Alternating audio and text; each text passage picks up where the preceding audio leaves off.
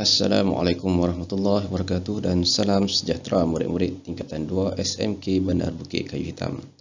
Okey, baiklah, insyaAllah hari ini kita akan teruskan dengan bab 7 koordinat, tapi kita fokus kepada 7.2.2 iaitu rumus titik tengah.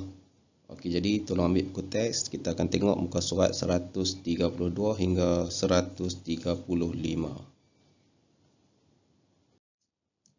Okey, baik murid-murid, kita tengok untuk muka surat 134. Tadi muka surat 132 tu lebih kepada dia punya definisi, definisi iaitu berkaitan dengan titik tengah dalam satah kertas.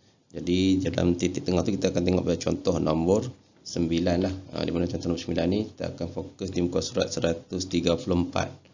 Okey, jadi kamu tengok muka surat 134, di situ kita akan tengok dia punya cara kita gunakan contoh nombor 9 menggunakan jangka lukis bagi menentukan titik tengah pada sesuatu garis yang koordinat yang terdapat pada dua titik koordinat pada satah kertas.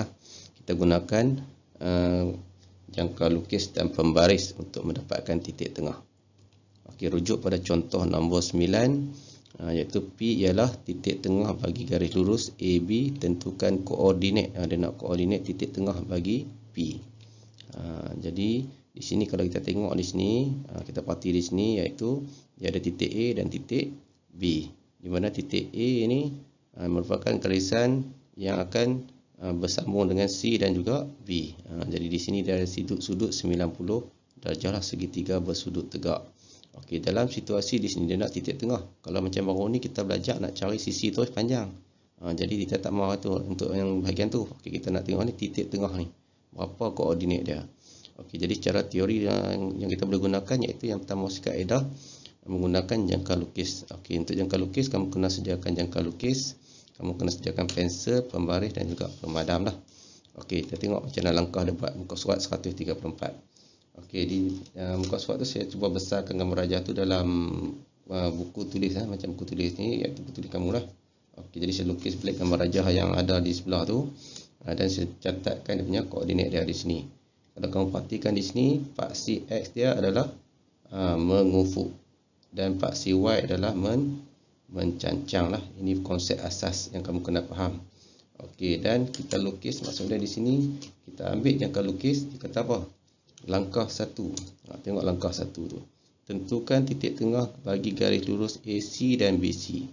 AC ni dan juga BC ni. BC ni, titik tengah ni. Berapa? Jadi kita guna jangka lukis paling senang lah. Kita dah belajar ni dalam bulatan. Maka kita buat garisan serenjang lah. Maksudnya kita ambil ukur daripada hujung ni. Hujung titik A dan titik C. Mata jarum titik A. Mata pensel titik C. Okey, kita dah dapat luasan itu. Okey, kita ambil mata jarum, letak di puncak A. Okey, letak di puncak A dan kita tandakan satu tik di sebelah kiri dia. Okey, dan juga jarak yang sama lagi, pacakkan dia punya mata jarum di titik C dan kita buat satu cross. Kita akan dapat macam tu dah untuk sebelah sana. Okey, sebelah sini pun sama, kita mesti kekalkan buat satu garisan cross. Sama juga yang di atas, masih lagi ruangan yang sama dan kita akan cross. Okey, seterusnya ambil pembaris. Ambil pembaris, kita akan buat garis lurus berseberangan antara yang bersilang tu lah. Maka dia akan dapat satu garisan serenjang antara pembahagi antara titik A dengan titik C. Okey, sekarang kita tengok C dengan B dengan C ni pula macam mana. Okey, keadaan dia pun sama juga. Kita buka dia punya jangka lukis macam tadi juga. Letakkan betul-betul di sini. Ataupun kita nak pakai yang tadi pun boleh juga, tidak ada masalah. Okey, cuma kalau tengok sini dia akan rapat sikit lagi lah. Okey, di sini kita akan tengok untuk C dan B. Okey, kita buat macam tadi juga. Letakkan di B dan buat satu garisan di ujung bawah dia.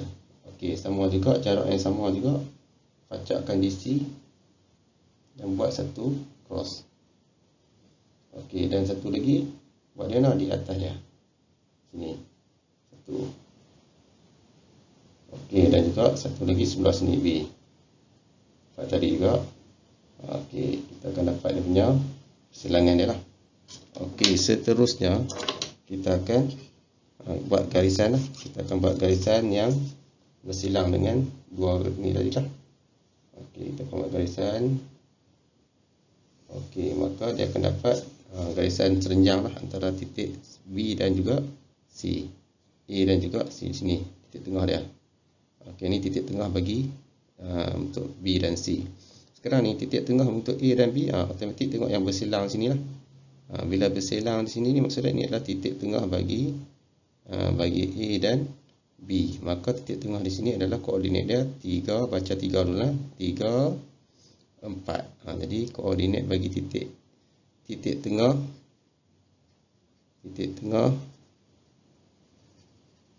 AB, itu buat kurungan, tulis dulu 3 yang untuk yang apa, X, dan juga Y dia adalah 4. Inilah jawapan bagi titik tengah AB. Okey, jadi ini dari segi gambar rajah yang kita gunakan menggunakan jangka lukis. Okey, sekali kita akan tengok pula dalam bentuk pengiraan menggunakan rumus. Okey, baik murid-murid, kita tengok untuk seterusnya, iaitu di muka surat 135 nah.